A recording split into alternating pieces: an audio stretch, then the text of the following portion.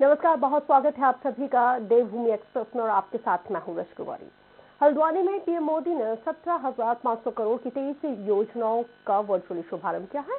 इनमें उधम सिंह नगर जिले में एम्स, ऋषिकेश उपग्रह केंद्र और पिथौरागढ़ में जगजीवन राम सरकारी मेडिकल कॉलेज की आधारशिला शामिल है। पीएम मोदी ने इस दौरान कहा है कि आज हमारी सरकार सबका साथ सबका विकास के मंत्र के साथ सबको आगे लेकर चल रही है। किच्छा में एम्स, ऋषिकेश के सैटेलाइट सेंटर और पिथौरागढ़ में जगजीवन राम अस्पताल की नींव को रखा गया है। इनके खुलने से स्वास्थ्य सेवाओं में अभूतपूर्व बढ़ोतरी होगी। 1200 किलोमीटर लंबी सड़कों को गति प्राप्त होगी। आपको सुविधाओं से वंचित रखने वालों को अब सबक मिलेगा। इस दौरान उन्होंने क्या कुछ कहा, आइए सुनते हैं। आज यहाँ 17,000 करोड़ रुपए से अधिक के विकास कार्यों का लोकार्पण और शिलान्यास हुआ है। ये सारे प्रोजेक्ट्स कुमाऊं के सभी साथियों को बेहतर कनेक्टिविटी, बेहतर स्वास्थ्य सुविधाएं देने वाले हैं। हल्द्वानी शहर के ओवरऑल इंफ्रास्ट्रक्चर के लिए, विकास के लिए हम लगभग 2,000 करोड़ रुपए की योजना लेकर आ रहे हैं। अब हल्द्वानी में पानी, सीवरेज, सड़क, पार्किंग, स्ट्रीट लाइट सभी जगह पर अभूतपूर्व सुधार होगा।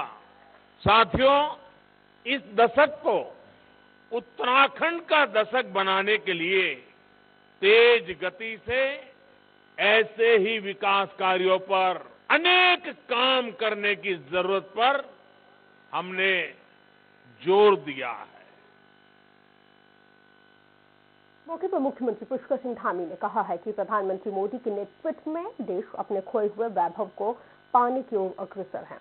उनके ही नेतृत्व का कमाल है कि कश्मीर से धारा 370 को खत्म किया गया, अयोध्या में भव्य राम मंदिर का निर्माण शुरू कर दिया गया, काशी में विश्वनाथ मंदिर का स्वरूप भव्य हो गया है, केदार भूमि के पुनर्निर्माण को मार्ग प्रशस्त हुआ है।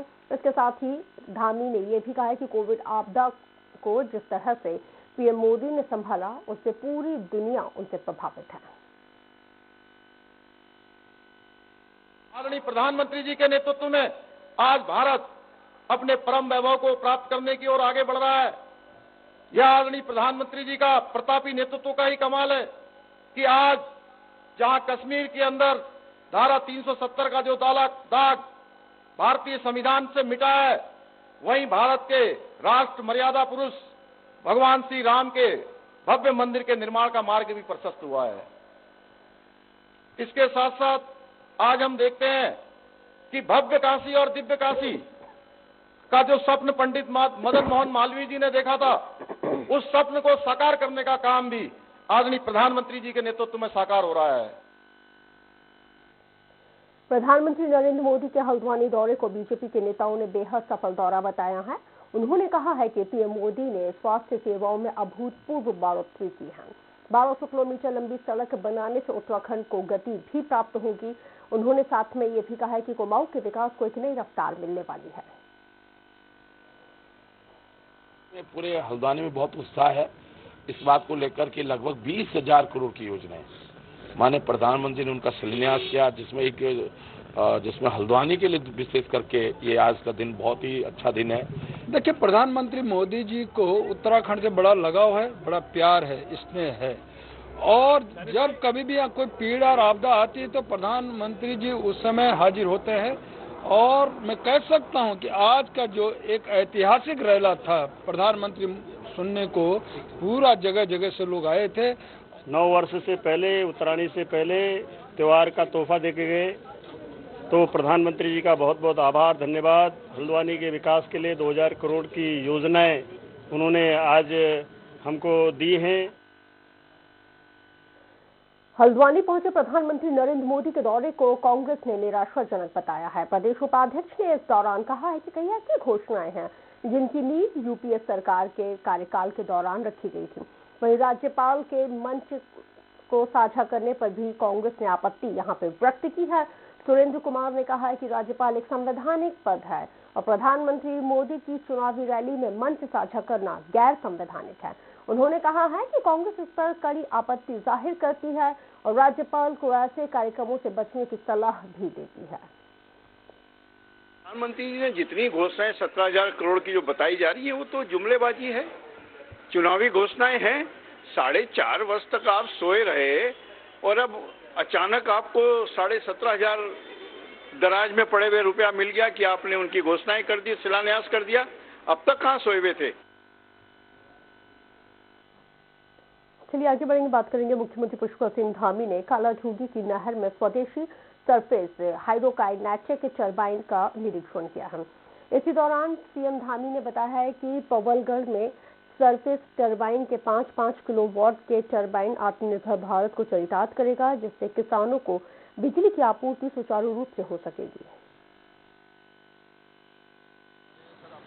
काइनेटिक टरबाइन यहाँ पर लगाई है, जिससे यहाँ पर 5-5 किलोवाट के 3 टरबाइन यहाँ पर काम कर रही हैं, जो निश्चित रूप से बहुत ही मैं कहूँगा कि आत्मनिर्भर भारत और लोकल फॉर वोकल जो हमारे माननीय प्रधानमंत्री जी का नारा है। कुछ दिनों पहले ही हुई है हमारे यहाँ उत्तराखंड के में पहली बार विश्व का पहला ऐसा फॉरेस्ट गेस्ट हाउस बना है जो हमारे इंडिया की आत्मनिर्भरता का एक प्रतीक है। चलिए आगे बढ़ेंगे। गंगोत्री विधानसभा के भटवाड़ी में कर्नल कोठियाल ने जनसंपर्क करते हुए एक जनसभा को संबोधित किया।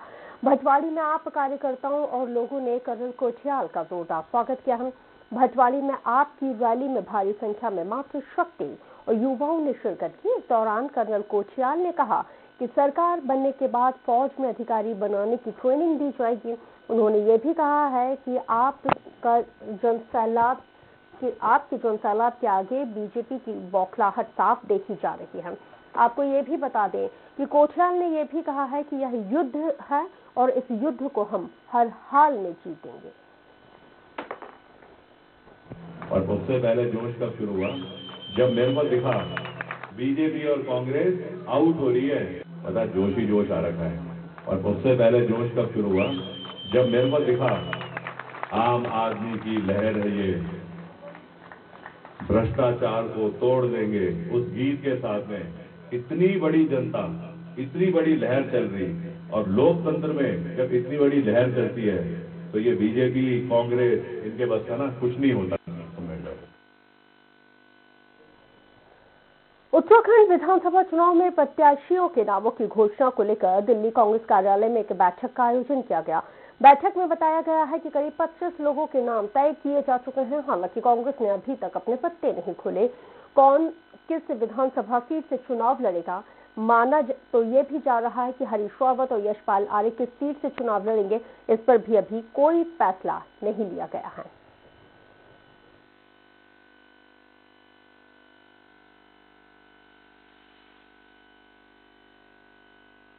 खासी मशक्कत इसलिए करनी पड़ रही है क्योंकि लोगों का जिस तरह का रुझान और झुकाव कांग्रेस पार्टी की तरफ दिख रहा है, तो एक एक सीट पे बहुत ज्यादा लोगों की दावेदारी है।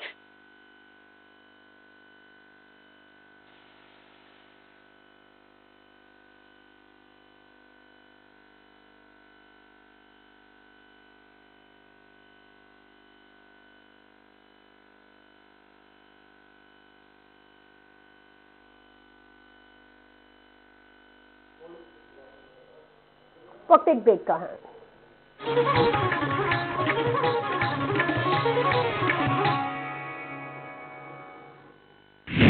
महात्मा गांधी पर अमर्यादित टिप्पणी करने वाले कालीचरण की मध्य प्रदेश से छत्तीसगढ़ पुलिस द्वारा बिना किसी सूचना के की गई गिरफ्तारी क्या वाकई में संघीय मर्यादा का है उल्लंघन?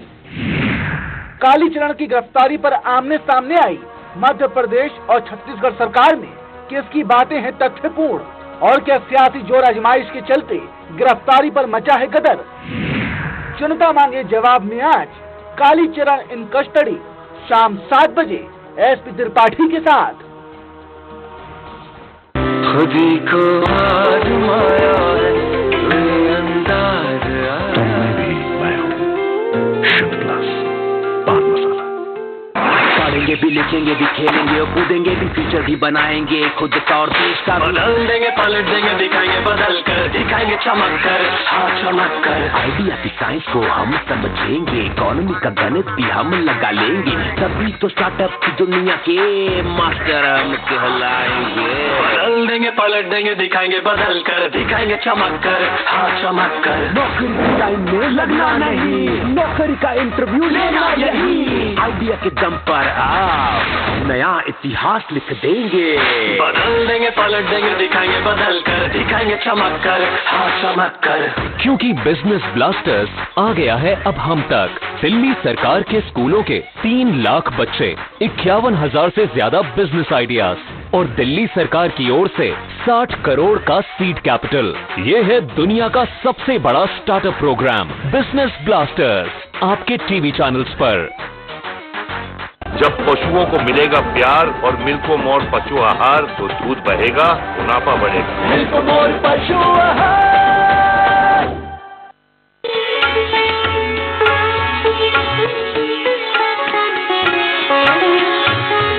महर्षि उपदेशामृत प्रवाह।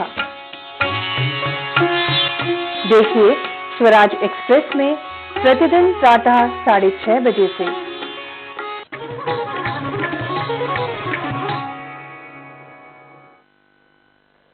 चलिए ब्रेक के बाद खबरों में आगे बढ़ेंगे और बात मसूरी से। मसूरी में कांग्रेस के प्रदेश महामंत्री गोदावरी थापली ने नगर पालिका और छावनी परिषद के सभासदों के साथ एक महत्वपूर्ण बैठक की है।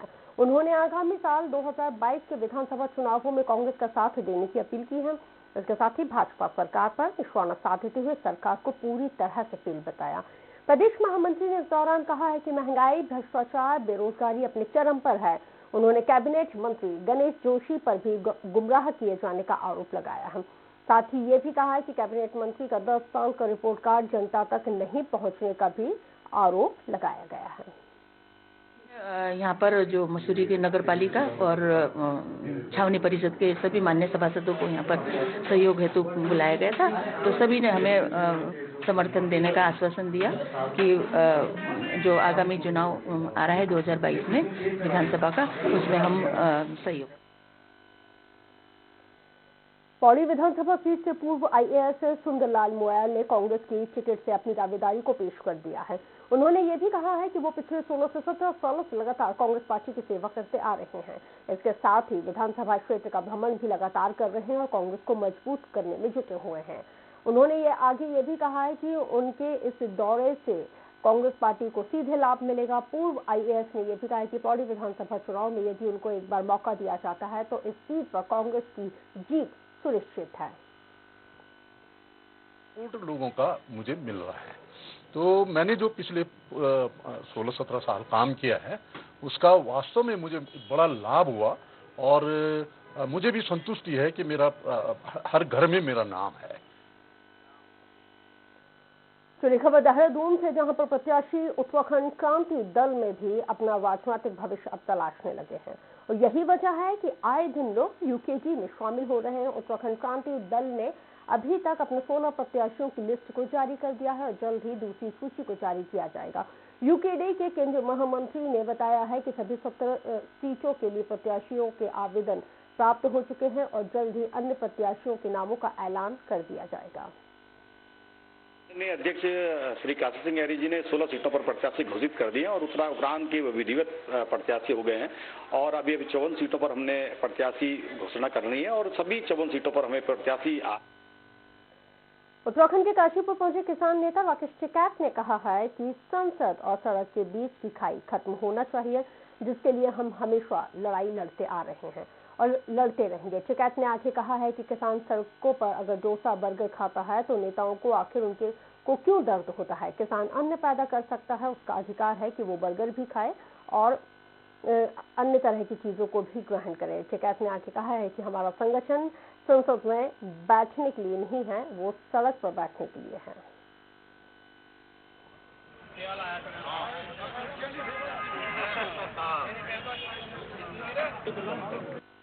एमएसपी पे बिकता नहीं सामान, लोग सस्ते में उसको बेचते हैं, कोई भी फसल अपनी।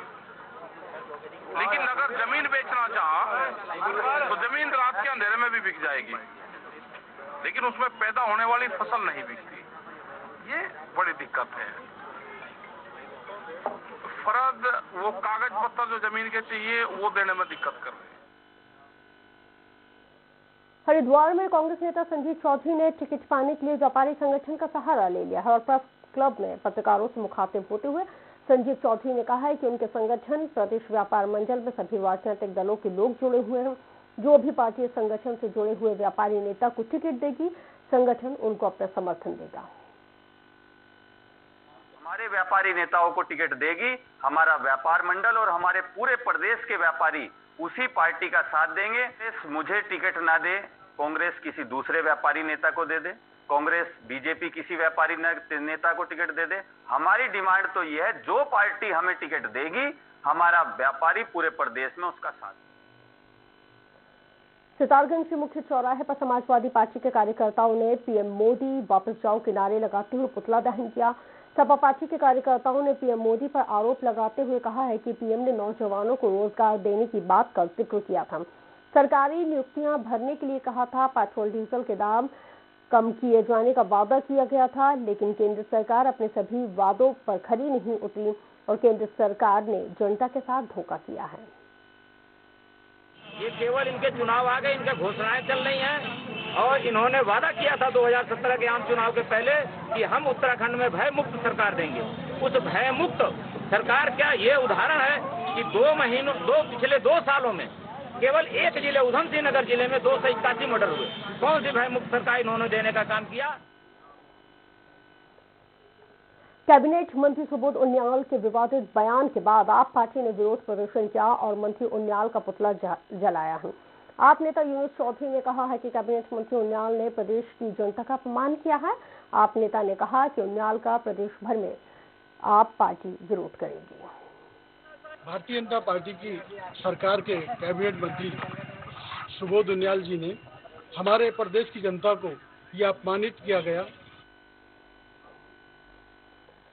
रानीपुर विधानसभा इलाके की रौ नदी पर बनाए गए रपटे को लेकर कांग्रेस के कार्यकर्ताओं ने विरोध प्रदर्शन किया है। प्रदर्शनकारियों ने आरोप लगाते हुए कहा है कि रौ नदी पर बनाए गए रपटे में भ्रष्टाचार किया गया है। जितनी लागत में एक पुल बनकर तैयार हो जाता है, उतनी लागत में एक रपटा बनाया गया है। केंद्र के साथ ही प्रदेश की बीजेपी सरकार भ्रष्टाचारी सरकार है। डबल इंजन की इस सरकार ने प्रदेश की जनता के साथ धोखा किया है और अपने वादों से मुकर गई है। हमारी सबसे प्रमुख मांग तो यह है आज की जो है कि कैसे इस रपटे के ऊपर नीचे पाइप लगाकर जनता को बेवकूफ बनाने का काम किया गया है। जब हमारी डिमांड थी, क्षेत्र के लोगों की डिमांड थी कि इसके ऊपर एक पुल बनाया जाए। हरिद्वार नगर सीट से कांग्रेस की टिकट की दावेदारी कर रहे मेयर प्रतिनिधि अशोक शर्मा ने महंगाई को लेकर एक अनोखा विरोध प्रदर्शन किया है। उन्होंने कनखल स्थित अपने दफ्तर पर चाय पकौड़ी की दुकान को खोला और राहगीरों को निःशुल्क चाय पकौड़ी खिलाई और कहा और उनसे महंगाई पर चर्चा भी की है। मेयर प्रतिनिधि अशोक शर्मा का आरोप है कि देश में महंगाई अपनी चरम सीमा पर है। पेट्रोल डीजल और साथ ही रसोई गैस के दाम आसमान छू रहे हैं। ऊपर से आटे, दाल और चावल आदि खाद्य पदार्थों के दामों ने आम इंसान की कमर तोड़ कर रख दी है और कांग्रेस सरकार की तुलना में ये सब कुछ डबल हो चुका है। भाजपा सरकार ने आम जनता को न केवल पकौड़े तलने पर मजबूर किया बल्कि लोगों का तेल निकाल दिया है। भाजपा ने क्या वादे किए थे? भाजपा का वादा था बहुत हुई महंगाई की मार, अब की बार भाजपा सरकार, और आज जो है चारों ओर महंगाई दिख रही है और कांग्रेस के समय से बेतहाशा महंगाई हो गई है। हरिद्वार में नशे के खिलाफ आप पार्टी ने बाइक रैली निकाली और सरकार का विरोध किया है। आप नेताओं ने कहा है कि अगर प्रदेश में आपकी सरकार आती है तो नशे का कारोबार करने वाले और उनको संरक्षण देने वालों के खिलाफ कड़ी कार्रवाई की जाएगी और उन्हें जेल की हवा खिलाई जाएगी। आप सरकार आते ही प्रदेश में नशे का कारोबार तुरंत बंद कर दिया जाएगा। देहरादून में व्यापार मंडल ने 31 दिसंबर को पूरे शहर में केमिस्ट की दुकानों को बंद रखने का फैसला किया है और लोगों से 31 दिसंबर से पहले ही दवाइयां खरीदने की अपील की है। इस दौरान कार्यकारी अध्यक्ष ने बताया है कि जिस तरह से एमएनसी कंपनियां छोटे और मंझोले दुकानदारों को खत्म करने की कोशिश कर रही हैं। उससे नाराज होकर केमिस्ट एसोसिएशन ने एक दिन को विरोध प्रदर्शन करने का फैसला लिया।